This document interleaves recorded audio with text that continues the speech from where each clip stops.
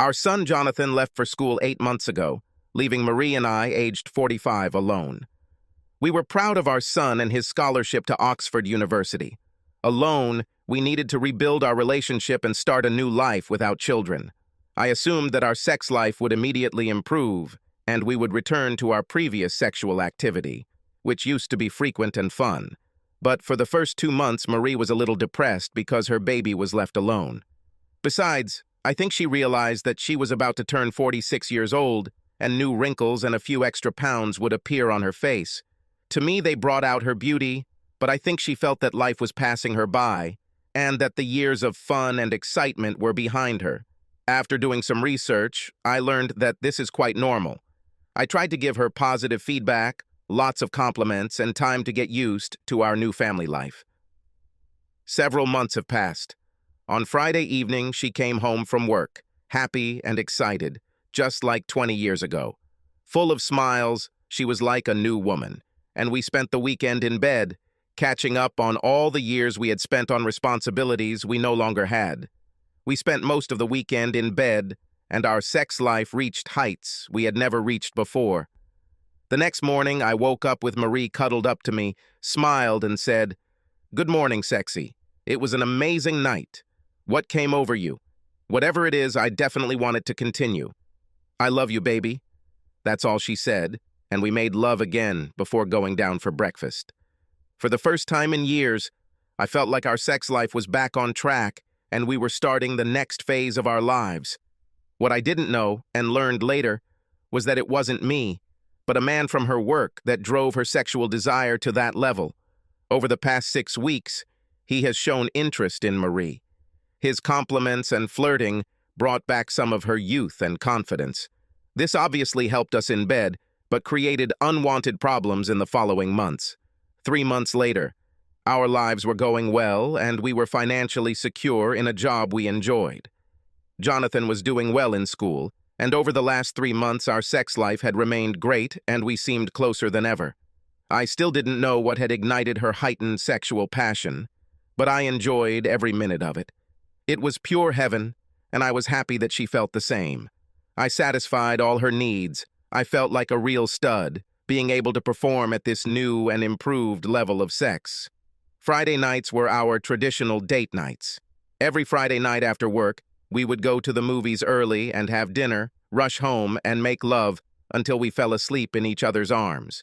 We did this religiously to maintain a life outside the home. We both enjoyed our date nights and tried to recapture some of our youth and relive our youth.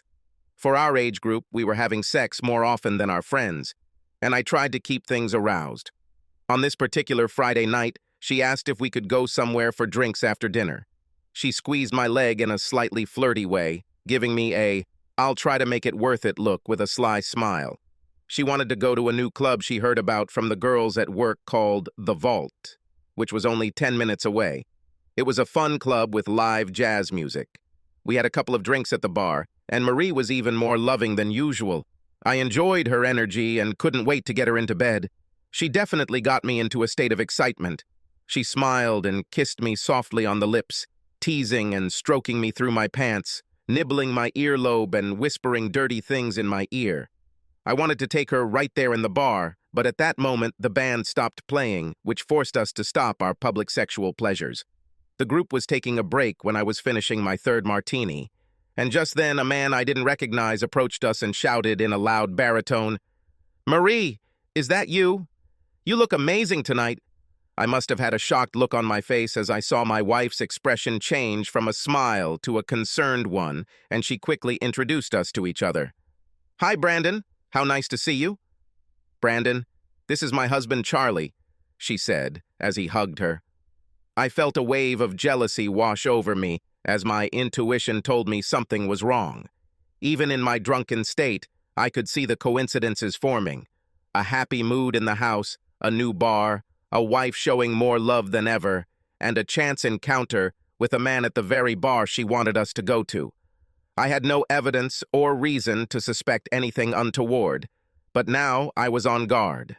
Brandon looked like he was in his early 40s, good-looking, with a voice like Barry White, and I could only imagine how many women were turned on by that sexy voice.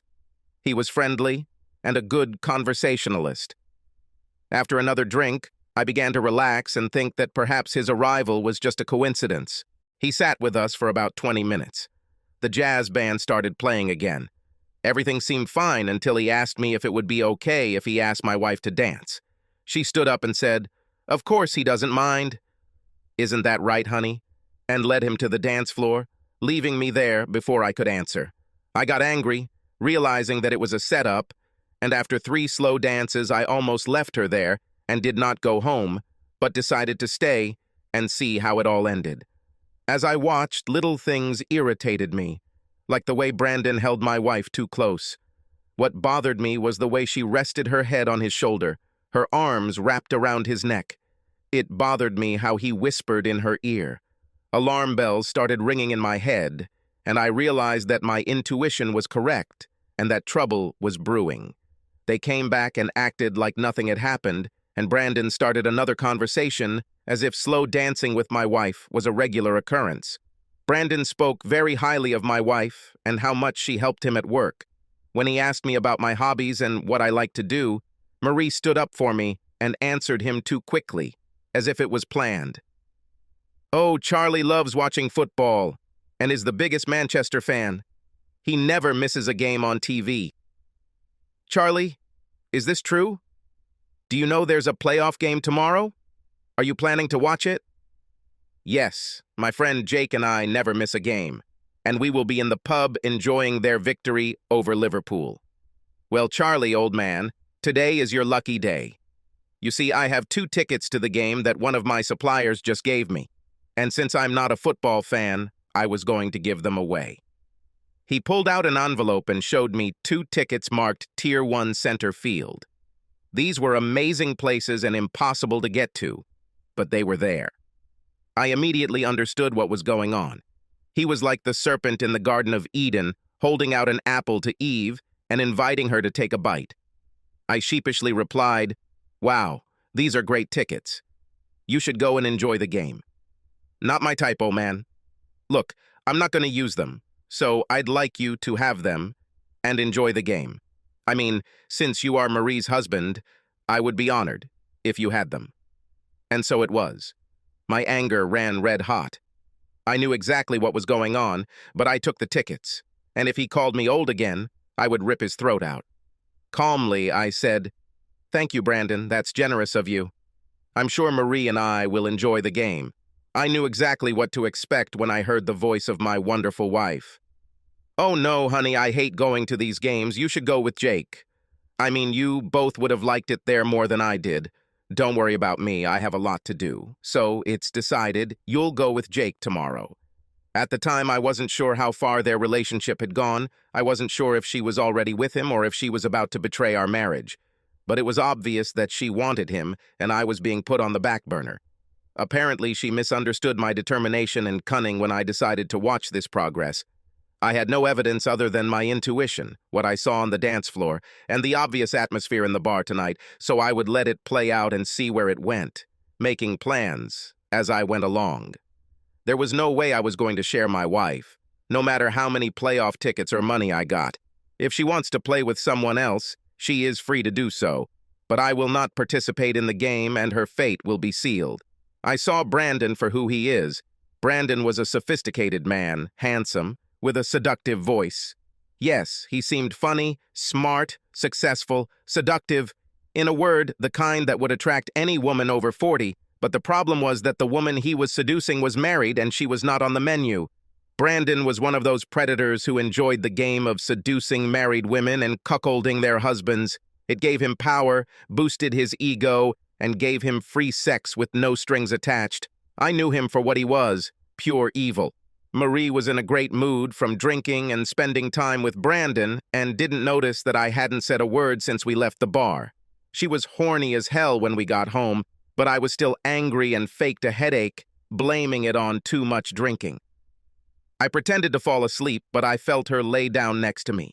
Jake and I actually went to a playoff game, although I wasn't a complete fool. Before leaving the house, I strategically placed the 2 voice-activated recorders I had picked up that morning and turned on the Find Me app on her phone while she was in the shower. Since they both knew I wouldn't be there, I was sure they would have time to either be together or talk about what happened last night at the bar. To my surprise, it didn't go anywhere while I was at the game, and there were no interesting recordings on the devices I installed. I was still suspicious and wary of what would happen next. When I returned home from the game, Marie was beautifully dressed and had prepared a great dinner for me. After a big kiss and a loving hug, she led me to the kitchen. "How was the game, dear? We won?" "Yes, Manchester won with a score of 3.1. Baby, you must be so excited to watch the game in such nice stands." "That was so kind of Brandon." "Yes, very kindly. And these were excellent stands." Marie seemed pleased and smiled all evening. To my horror, from that day on, I constantly heard about Brandon at work, or about their lunches together, about how successful he was, about his cottage on the lake, about his travels, about what a good guy he was. I was getting impatient. And then one evening, she came home excited and happy, hugged me and kissed me more than usual. Well, that was a nice greeting. What's happening? You won't believe it, but do you know the opera La Traviata? Yes, you've been talking about this for years. Why did you ask? Well, there's a performance at the Royal Opera House this Friday. Marie, you know I hate opera. Do you really want to go? Yes, I want to, but you don't have to go. This is really good news. See, I had lunch with Brandon today, and he told me he just got some great tickets to this opera. Another supplier gave them to him, just like the ones he gave you for the playoff football game. When he heard that I had always wanted to see this opera, he offered them to me, but was upset when I told him how much you hate opera and won't go. Then he came up with a great idea and offered to take me to my dream opera and then to a nice dinner. Isn't that nice of him, dear? Very generous. What a nice guy, I said sarcastically and continued. But, of course, you turned him down. Oh no, why should I do this? I mean, I know you don't want to go and it's not a big deal. Surely you don't mind if I go with Brandon. It is important. The important thing is that you don't go on a date with another man. Whether I'm at home or away, my wife doesn't do that. Honestly, I'm shocked that you even thought about agreeing to a date, I said, knowing full well that this was all planned. Oh my God. I didn't think of this as a date. Sorry, you got it all wrong. You know, Brandon and he's our friend. I mean, he gave you those great playoff tickets, and you had a good time. He paid for all our drinks and was a good friend to me at work. I'm sure you understand. Smiling to myself, I decided to give him enough rope to hang himself and see where it went. Well, yeah, he did all that, and he seems like a nice guy, but I feel uncomfortable that my wife is dating another man. I'd rather you didn't go away and do stupid things, but you're a grown woman and can make your own decisions. But you know what I want. She must have noticed my anger and dissatisfaction. Okay, dear, you don't need to worry, I understand. I didn't want to upset you and I'll leave it right now. I'm sorry if I hurt your feelings. My feelings are fine. I'm worried about my wife. She came up and kissed me on the forehead. Don't bother your stupid head. I love you and this was never a date. Now stop being jealous and let's drop this topic. We dropped it, but I didn't forget, and when she wanted sex that night, I told her I had a headache because I was so angry and hurt by our conversation. I still wasn't sure if she was having a sexual relationship with him, but she was having an affair with him, whether she realized it or not. And I knew that if I didn't put a stop to it, there could be big trouble ahead. If she's already had sex with him, then it's over between us. This Brandon thing was becoming a much bigger problem, and I told her that hearing about him all the time was making me a little jealous, and I wanted her to stop meeting him for lunch. She protested and pushed me away. Charlie, I turned down the opera tickets like you asked, but you're being stupid, and I won't stop being his friend. And if that means going out to dinner every now and then you'll have to be a little more understanding. Of course I was furious, but I needed to figure out exactly what I could do about it without adding to the rift in my marriage.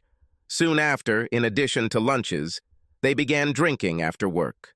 When I accused her of having an affair, She swore that there was nothing sexual between them, but that she simply enjoyed his company. So you're not attracted to Brandon? Don't lie to me, Marie. Well, every girl in the office likes him, baby. They're talking about me, but I haven't done anything yet. But you want this, don't you? What girl would refuse? I mean, he's so handsome and that voice is mesmerizing. But you don't have to worry. I have nothing to worry about? How would you feel if I was going out for lunch and drinks after hours with a girl I'd like to have sex with? Something tells me you wouldn't be so understanding. This conversation didn't go too well, and our house got a little chilly for a few days. She became angry at the thought of me being with another woman and made it clear that this was not an option. She then informed me that she would castrate me if I ever cheated. I thought she was delusional and not thinking straight, and I had a bad feeling that our future as husband and wife was in grave danger. Then it happened. One evening she came home 3 hours late without calling, leaving me worried. She walked in like nothing had happened and came over to kiss me like everything was right in the world.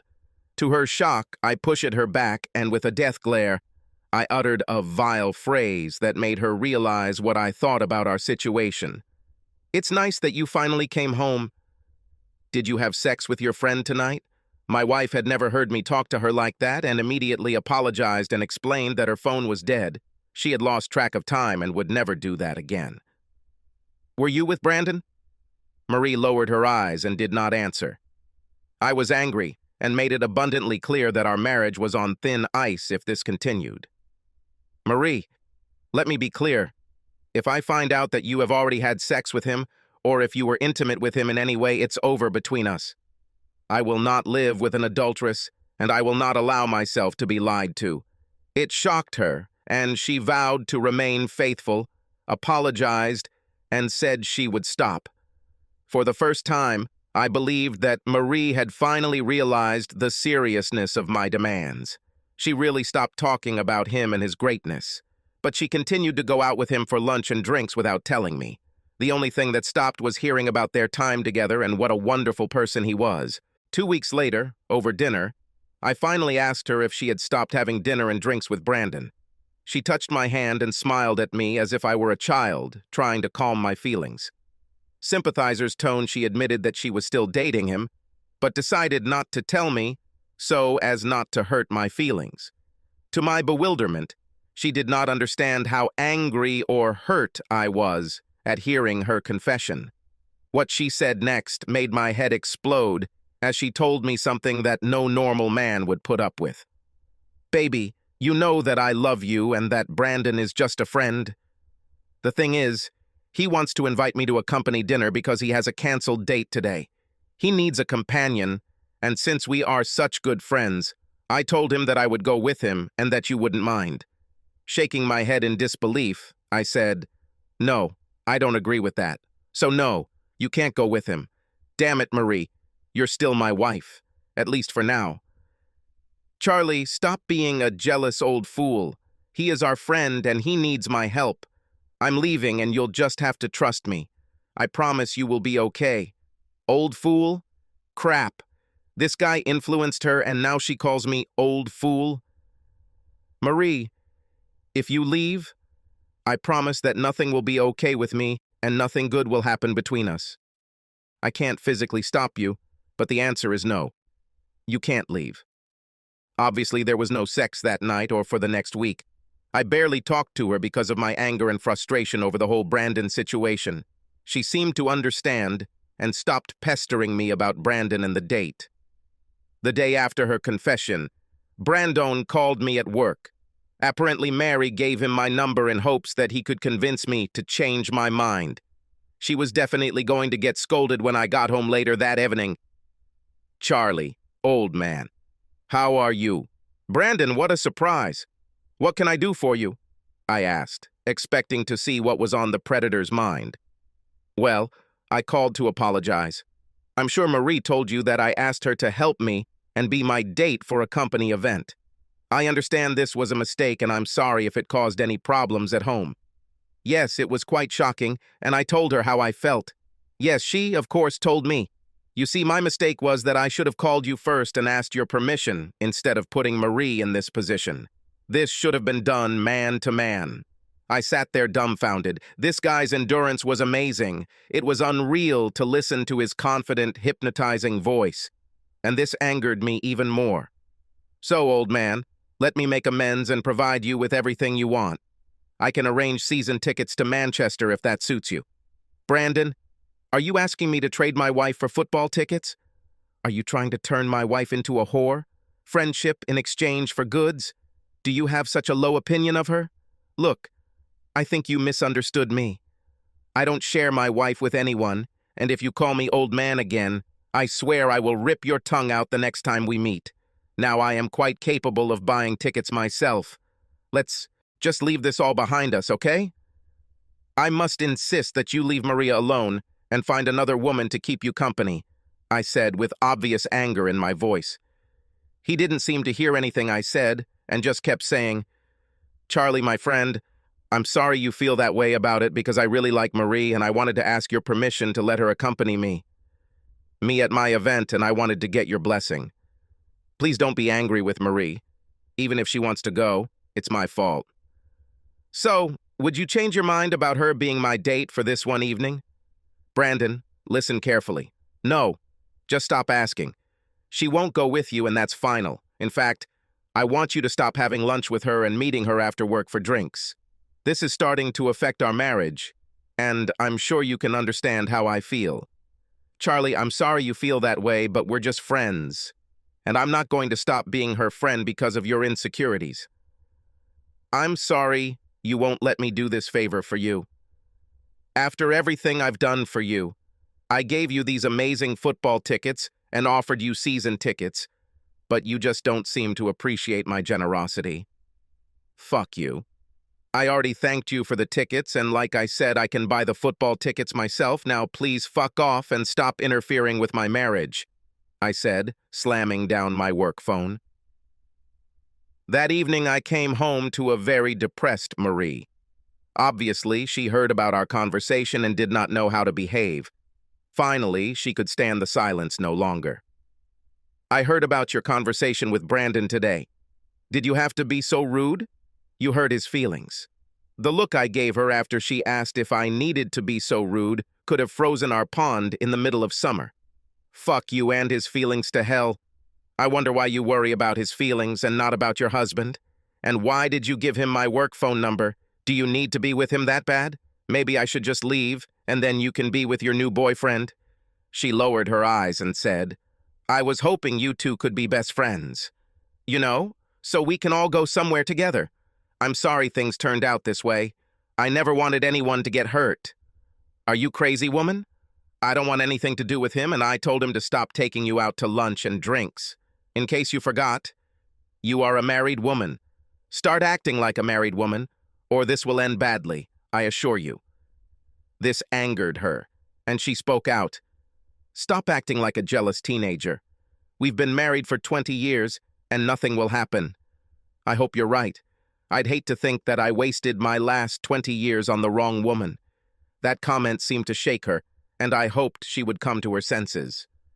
Nothing more was said that night, and again no sex. In fact, I started sleeping in our son's room because I was so angry at her actions and comments that I needed time alone. Marie was upset that I had moved to another room and tried to make amends over the next few weeks. She said she stopped meeting Brandon for lunch and tried to become a more loving wife. I eventually started sleeping in our bed again, but I still wasn't ready to have sex with a woman who had obvious feelings for another man. She didn't like it and tried several times to cheer me up. I knew deep down that she was still dating Brandon, and my gut told me to be vigilant if I wanted to save my marriage. Unfortunately, I found out the date of Brandon's event by looking at text messages on my wife's cell phone. We didn't have passwords on our phones, and I'd never spied on her before, so there was no need for secrecy. Reading her plans made me sad because I knew things would change between us. What I learned also made my planning much easier. To my surprise, her last few weeks as a loving wife were her way of winning me back and helping me forget about the issue with Brandon. What I learned was that my devious wife was going to break the news to me that she was actually going to an event with Brandon the following Thursday night. Then an idea occurred to me, and I wanted to see if she would go with him or remain faithful, knowing that I had forbidden her to be with him. So the next morning at breakfast, I announced that I had a meeting in London on the 22nd and would not be home until late the next evening. Knowing Brandon's event was on the 22nd, I gave her the option to either trick me and go to the event or come clean and tell me her plans. In any case, I didn't intend to stay long. If she had announced her plans and gone to the party, I would have moved out and filed for separation. If she had done this without telling me, the marriage would have ended.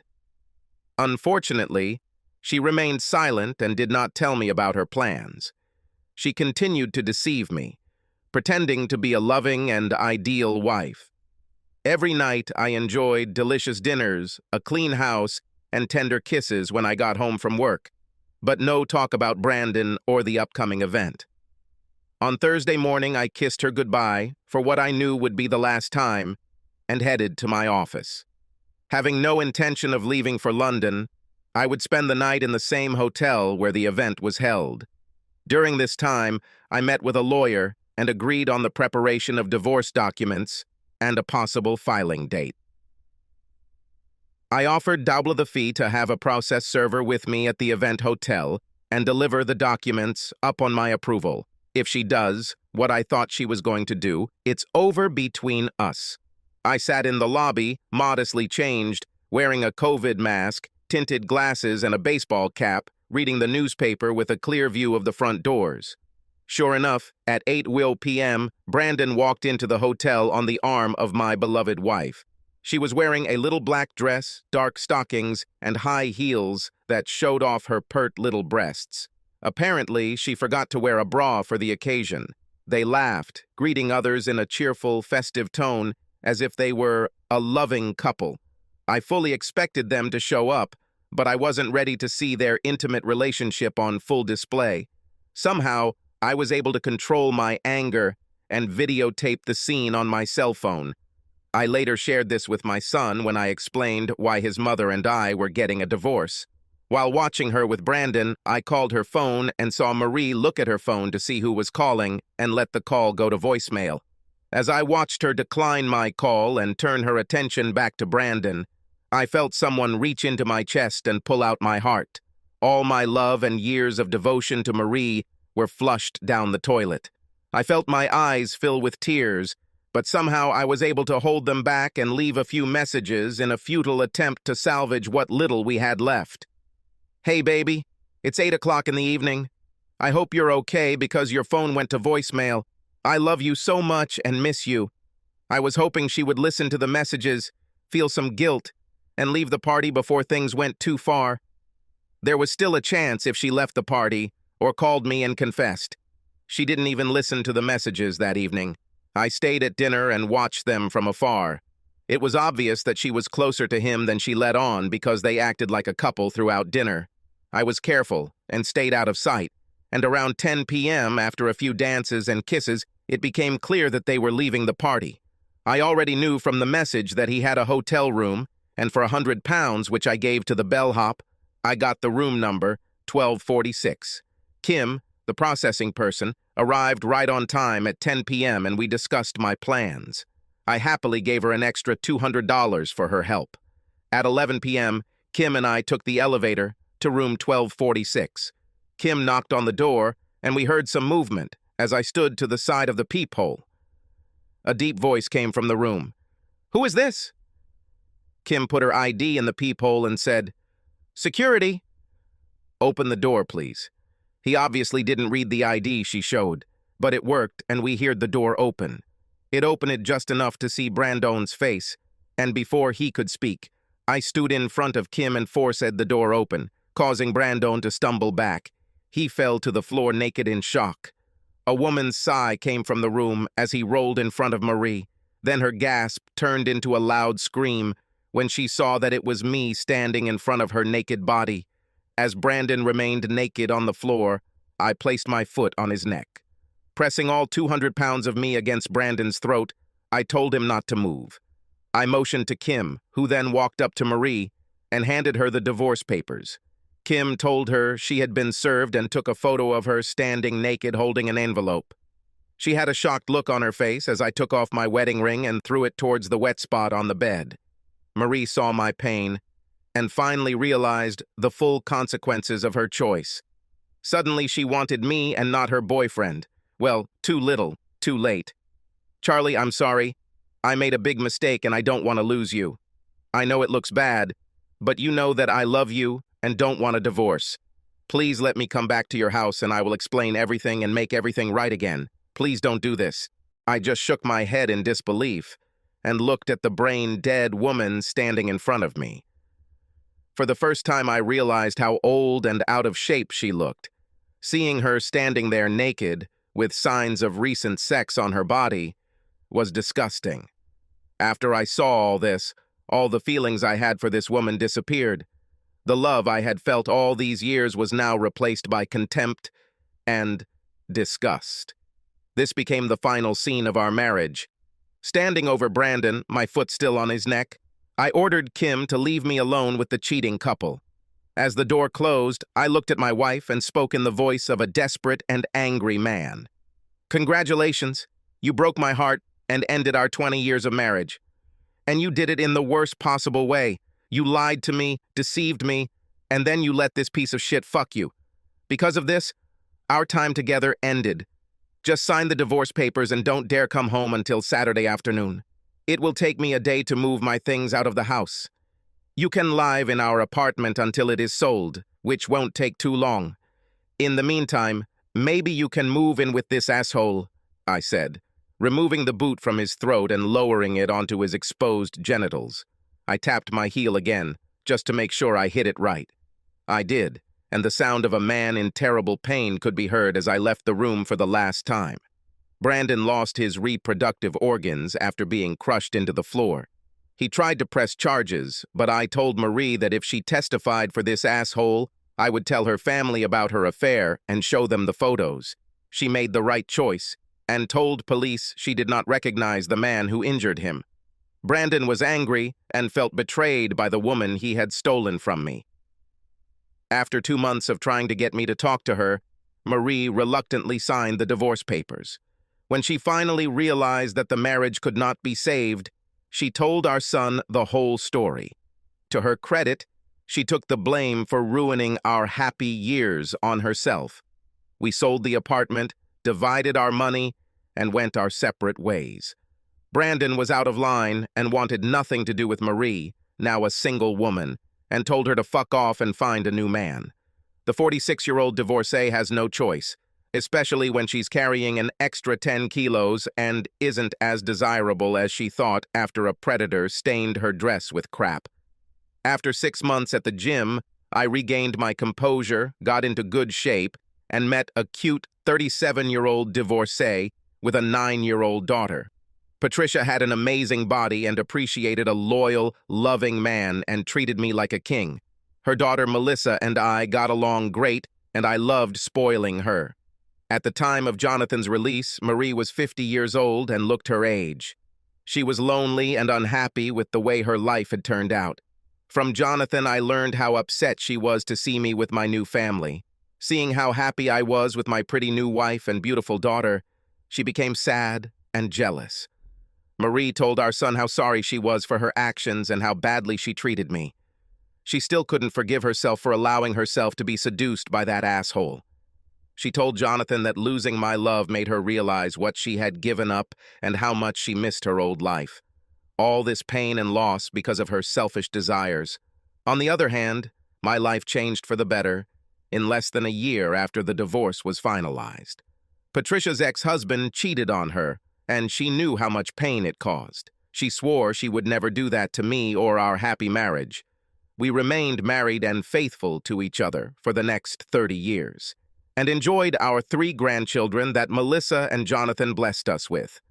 We haven't heard from Brandon since his injuries. Marie never remarried and lived the next 20 years as a lonely old woman and never forgave herself for betraying me, her husband, and ruining her happy life.